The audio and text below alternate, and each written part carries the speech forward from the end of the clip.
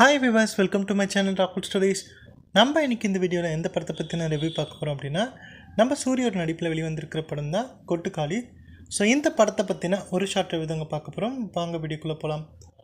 இந்த படத்தோட one line story என்னென்னு பார்த்திங்க அப்படின்னா, இந்த படத்தோட ஸ்டார்டிங்லேயே ஒரு கிராமத்தை கட்டுறாங்க. கிராமத்தில் இருக்கக்கூடிய எல்லாருமே பார்த்திங்க அப்படின்னா ஒரு ஷேர் ஆட்டோலையும் ஒரு 3 பைக்லையும் வந்து வேகமாக எங்கேயோ போகிற மாதிரி காமிக்கிறாங்க.